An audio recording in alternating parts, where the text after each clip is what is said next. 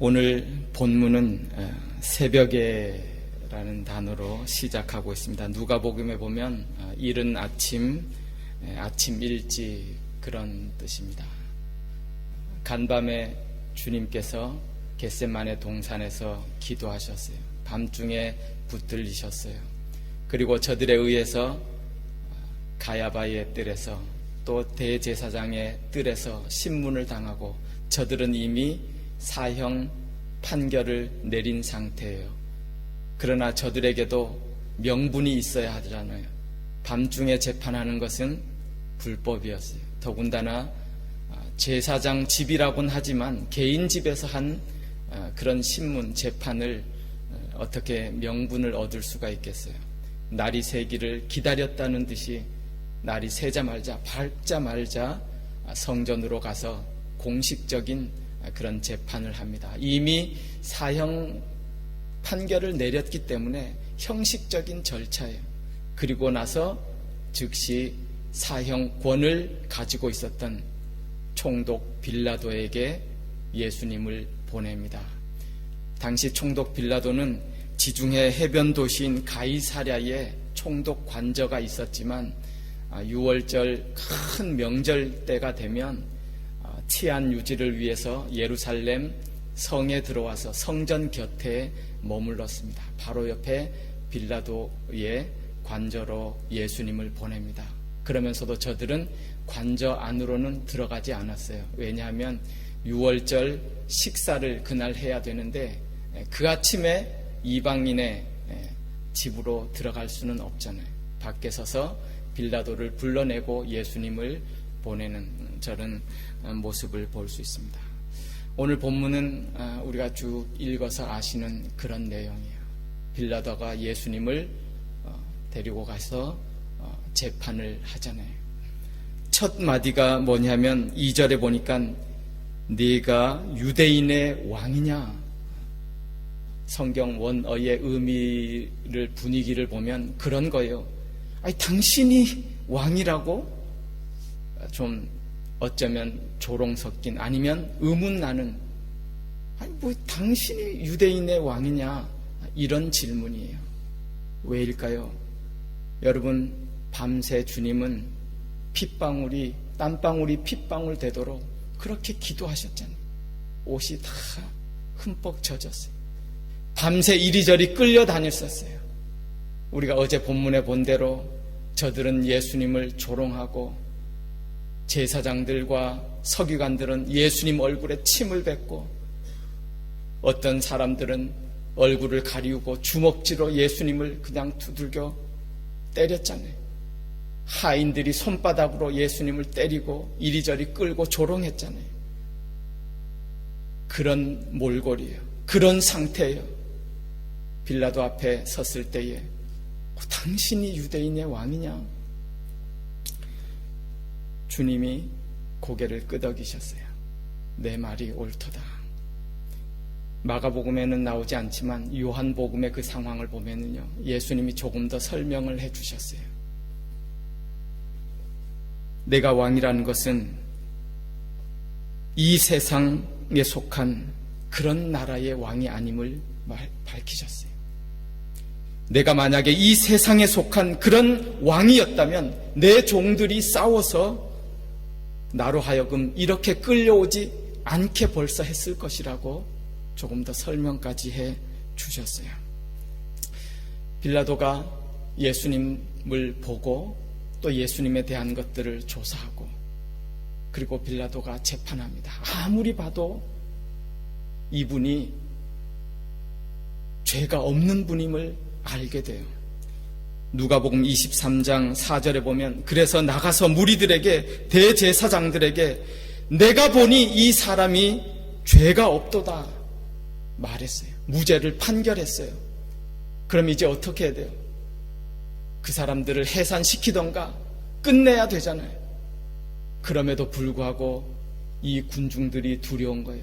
사람들을 의식한 빌라도 사람들이 떠나가지 아니하고 오히려 예수님을 십자가에 못 박게 해달라고 그런 외치는 군중들 앞에서 눈치를 봅니다. 어떻게 할 수가 없어요. 자신은 예수님이 무죄임을 알았어요. 또 보면 성경의 마태복음에 보면 자기의 아내가 재판 과정에 사람을 보내서 남편에게 얘기하잖아요. 빌라도요, 여보 당신이요, 저 죄 없는 예수님에게 당신은 아무 상관하지 마십시오. 내가 어젯밤에 꿈을 꾸었는데 저분 때문에 내가 얼마나 힘들고 괴로웠는지 모릅니다. 저분은 아무 죄가 없는 분이라고 아내를 통해서 꿈의 계시까지 들었어요. 그럼에도 빌라도는 사람을 의식하지 않았어요. 군중을 의식하지 않을 수가 없었어요. 혹시나 군중에게 물어봐서 이런 명절에 한 사람 풀어주는 그런 전례가 있으니까 그걸로 예수님을 좀 풀어줄 수는 없을까 물어보았어요. 군중들은 싫다고 합니다. 예수님이 아니라 바라바를 대신 풀어달라고. 그때에 오늘 본문 12절에 보면 빌라도가 이렇게 묻고 있는 것을 볼 수 있습니다. 그러면 너희가 유대인의 왕이라 하는 일을 내가 어떻게 하랴? 그때 무리들이 더 크게 소리를 지르면서 예수를 십자가에 못 박으소서, 예수를 십자가에 못 박게 하소서 소리 지릅니다. 끝내 빌라도는 잘못된 선택을 하죠. 판결을 내리고 맙니다. 그것이 오늘 본문 마지막 절 15절에 그렇게 기록되어 있어요. 빌라도가 무리에게 만족을 주고자 하여 예수를 십자가에 못 박해 넘겨주니라. 이렇게 판결이 끝나고 맙니다. 무리에게 만족을 주고자 하여. 여러분, 우리가 무슨 일을 결정할 때에 그 기준이 무엇이 되어야 되겠어요? 빌라도는 무리에게 만족을 주고자 하여 그 기준으로 결정하고 말았어요.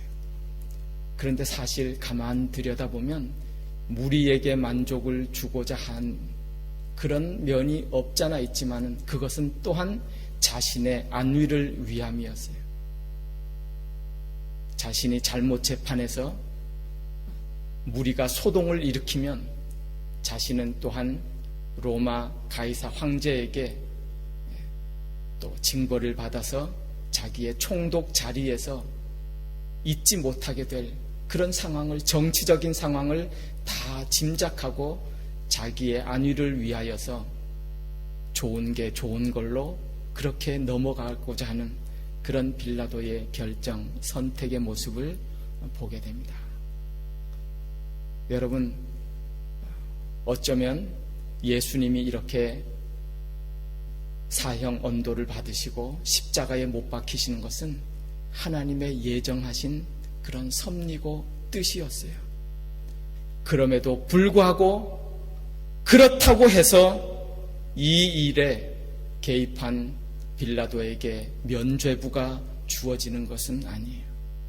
그 사람이 잘못한 대가를 받게 되어 있어요. 오늘 빌라도가 그런 잘못된 선택과 재판을 하면서 우리에게 던져주는 그런 귀한 질문 하나가 있습니다. 본문 12절에 우리가 본 것처럼 그거예요. 유대인의 왕이라 하는 일을 내가 어떻게 하랴?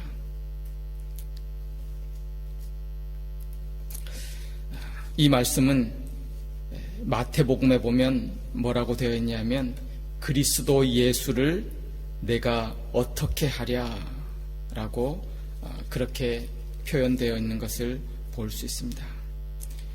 여기서는 유대인의 왕, 마태복음에는 그리스도, 같은 말이에요. 기름 부음 받은 자 예수를 내가 어떻게 하랴? 그 질문. 여러분, 예수를 내가 어떻게 하랴? 이 질문은 빌라도의 질문뿐만 아니라 온 인류가 각자가 하나님 앞에서 해야 할 자신의 운명을 결정하는 그런 질문이 아닐 수 없습니다. 내가 예수를 어떻게 하랴? 그런데 빌라도는 이 질문의 방향이 잘못된 거예요. 이 질문은 내가 예수를 어떻게 하랴? 이 질문은 다른 사람에게 던지는 것이 아니에요. 무리에게 그 질문을 던지고 해답을 얻는 것이 아니에요. 내가 예수님을 어떻게 하랴? 다른 사람이 결정해 두는 것이 아니에요. 다른 사람이 어떻게 하라고 하는 데서 해야 될 그런 질문이 아니에요. 내가 예수를 어떻게 하랴? 이것은 각자가 자신에게 던져야 할 그러한 질문인 줄 믿습니다. 내가 이 예수를 어떻게 하랴? 빌라도는 무리에게 그 질문을 던지고 무리가 던져주는 대답을 따르다가 결국은 인생의 실패를 맛보고 마는 것을 우리가 보게 됩니다. 빌라도에 의해서 예수님은 십자가형을 받으시고 십자가에 달려 죽으시잖아요. 여러분, 무리가 십자가에 못 박게 하소서 원하고 빌라도가 결정해서 예수님이 십자가에 못 박혀 죽으시지만 또 한편 더 크게 보십시오. 이 모든 일은 하나님의 섭리였어요. 하나님의 뜻이었어요. 왜냐하면 이 무리들이, 제사장들이요, 빌라도에게 예수님을 데리고 오지 아니하고 자신들이 종교 법대로 예수님을 사형 판결을 내리고 집행했다면 레위기에 있는 법처럼 예수님은 돌에 맞아 죽으셔야 됐었어요. 그런데 이것은 하나님의 뜻이 아니었죠. 예수님도 그런 말씀하셨잖아요. 내가 인자가 높이 달려야 하리니 십자가에 죽을 것을 말씀하시고 그렇게 일이 이루어지도록 섭리하셨어요. 예수님의 원수들은 자신들의 원대로, 자신들의 뜻대로 예수님을 그렇게 처형하고 죽이는 것 같았지만 그 모든 과정도 사실은 하나님의 계획과 섭리와 뜻 안에 있었어요. 여러분, 그렇다고 오해하면 안 돼요. 예수님의 섭리와 뜻대로 진행되어졌다고 하더라도 그 일에 예수님을 판 사람이나 예수님을 십자가에 못 박게 한 사람들이나 모두 그들은 그들의 죄에 합당한 대가를 받게 돼 있다고 예수님이 말씀해 주셨어요. 하나님이 말씀하셨어요. 우리가 가룟 유다를 잘 알잖아요. 예수님이 뭐라고 그러셨죠? 인자는 성경에 기록된 대로 이렇게 팔려 가려우거니와 나를 판 그자에게는 화가 있으리라. 그렇게 말씀하셨어요. 빌라도도 마찬가지. 빌라도가 예수를 십자가에 못 박혀 넘겨주어서 하나님이 예정하신 십자가의 그 사건이 이루어지지만 그러함에도 불구하고 빌라도에는 자기가 잘못 판결하고 선택한 그 죄의 대가를 받게 되어 있어요. 여러분, 빌라도의 잘못된 선택은 무엇입니까? 내가 예수를 어떻게 하랴? 본인이 결정하고 본인이 하나님 앞에 물어보고 본인이 하나님 앞에서 의로운 길을 선택해야만 함에도 불구하고 책임을 넘기잖아요. 회피하잖아요. 그 질문에 대한 대답을 무리에게서 듣고 무리를 만족시키고자 그렇게 판결 내렸던 그런 모습을 볼 수 있습니다. 여러분, 이것은 양보가 아니에요. 신앙에는 양보가 없어요. 제가 예전에 어딜 좀 가다가요, 이렇게 버스를 타게 되었어요. 근데 옆자리에 우연히 그 한국에서 한 할머니가 이렇게 같이 가시게 돼가지고요. 할머니에게 할머니 예수님 믿으세요? 한번 이야기를 나눈 적이 있어요. 할머니가 빙그레 웃더니 아유 저는 절에 다닙니다. 그래요. 그래서 아이 그러시냐고. 그러면서 이제 조금 가면서 이렇게 몇몇 나누다가 조금 침묵이 이어졌어요. 그리고 나서 할머니가 그런 말씀 하시는 거예요. 빙긋이 웃으면서 아이 사실은 나도 교회 이름을 말하면 안 되겠어요. 큰 교회, 그 교회 집사였어요. 깜짝 놀랐어요. 아니 집사님이셨는데 왜 지금 절에 다니세요? 근데 내가 그 교회 집사였는데 내 며느리도 교회 다니는 거 뭐 별로 좋아하지도 않고 자식들고 그래서 그냥 가정의 평화를 위해서 내가 그냥 절에 다니기로 했어요. 이렇게 말씀하시는 거예요. 여러분 속으로 얼마나 안타까운지 몰라요. 또 한편 의문이 드는 거잖아요. 아니 그래도 교회 집사님이셨는데 정말 예수님을 믿었더라면 정말 예수님을 영접했던 사람이라면 그렇게 할 수 있을까? 네? 그 가정의 평화를 위해서 믿음과 신앙은 양보하는 것이 아니에요. 내가 예수를 어떻게 할까? 그냥 가정의 평화를 위해서 포기하고 양보하고 그러는 것이 아니에요. 예수님이 뭐라고 말씀하셨어요? 내가 세상에 화평을 주러 온 줄로 생각하느냐? 내가 화평이 아니요 검을 주러 왔노라.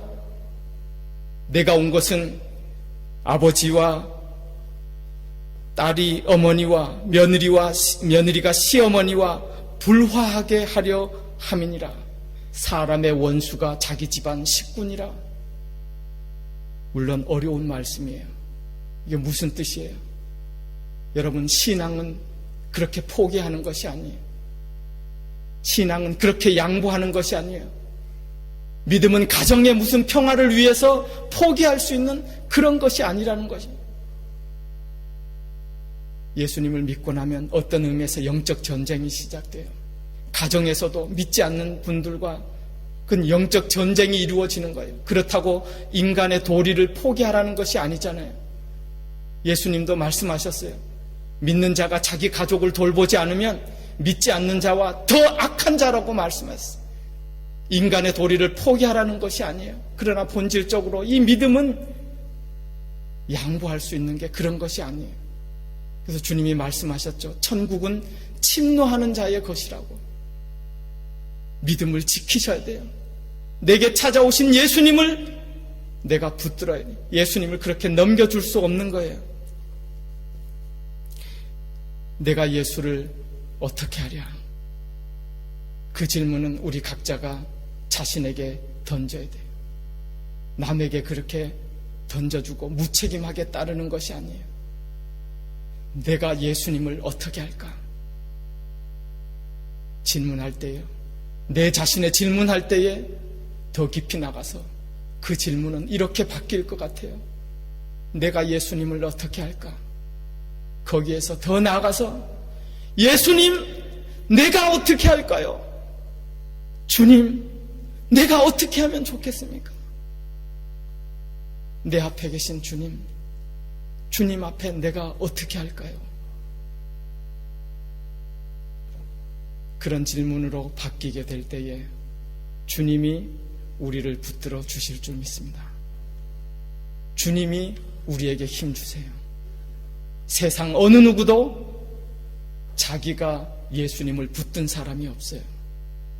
빌라도처럼 세상 사람은 자기 힘으로 예수님을 놓아주려고, 자기 힘으로 예수님을 붙들려고 하다가는 다 예수님을 놓쳐버려요. 예수님을 넘겨주고 말아요. 그러나 그 예수님 앞에 예수님, 내가 어떻게 할까요?